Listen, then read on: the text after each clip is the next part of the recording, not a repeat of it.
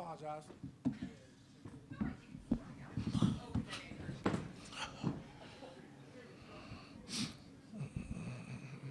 What's up?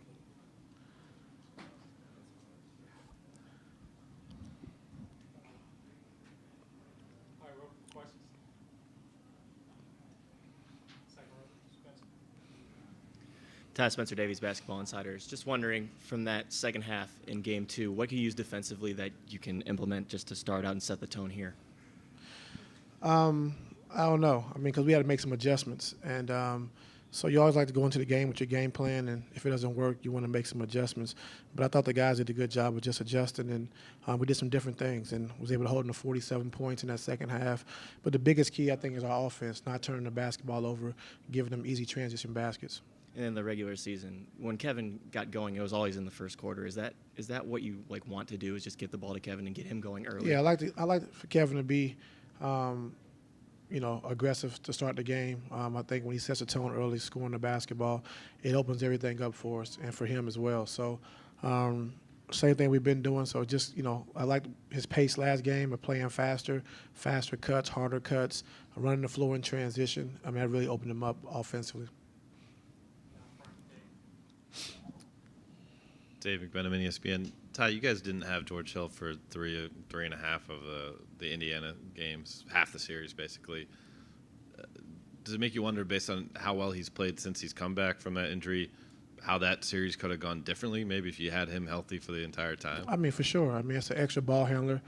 He's our starting point guard, and so really it was 4 games because he missed half of the game, 3 or 4? Game 3. And then he missed half of game 7. Right. So, he's a big part of what we do. I think his defense is big, but I think offensively just having an extra ball handler on the floor who can attack the basket as well as play off from Ron and shoot the basketball from the perimeter. He's one of the new guys that you guys got in February, but obviously he comes in with playoff experience. Have you seen that help him in terms of what he's trying to do with you guys this postseason? You saw that, game 7. I think not playing the first half and coming in the second half, playing the way he played in the game 7, versus Indiana was big. So just his experience alone, what he knows about the game, being in the Eastern Conference Finals with Indiana a couple of times. So he understands what it takes, and it was big to have him on the floor.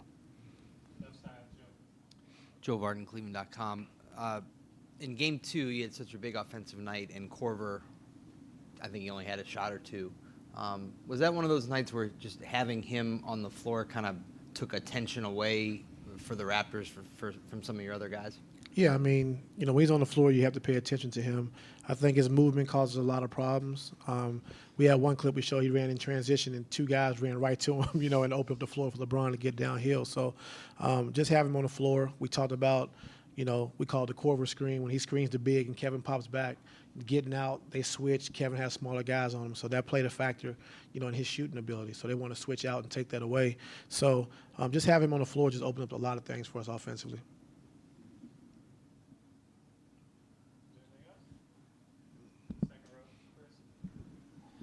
Ty, Chris Fedor, Cleveland.com. JR said yesterday that he's back to having fun after what was a tough year for him. What's the difference that you see in a J.R. Smith that's having fun versus one that might not be having as much fun? I think, making shots. I think, getting to his spots. And like we talked about with JR, defensively, every playoffs, he usually has the toughest assignment as far as guarding Oladipo in the first round, now having DeRozan.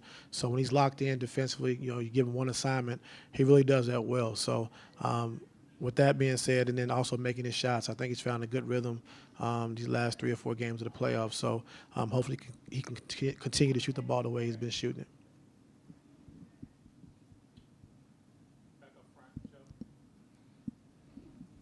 It's kind of a follow-up to my Korver question. Now that you're playing Korver and JR together with the starters, do you call more sets now than maybe you did in past playoffs with the starters that you had then with Kyrie and those guys? I call all the sets anyway, which I don't like all the time. But, just having him on the floor, we can run, more stuff, more movement stuff on the fly instead of out of timeouts, which they've done a good job of doing that. A lot of time with LeBron facilitating, and G Hill on the weak side, and, Kyle and JR and Kevin playing that game on the weak side. If we don't have that, then going to the 13 action. So, it's pretty much the same, though.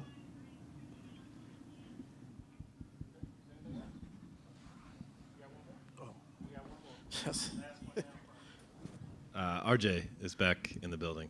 Where's he at? He's saw him in the hallway. He's gonna be Oh. broadcasting for you guys. Oh, okay, good.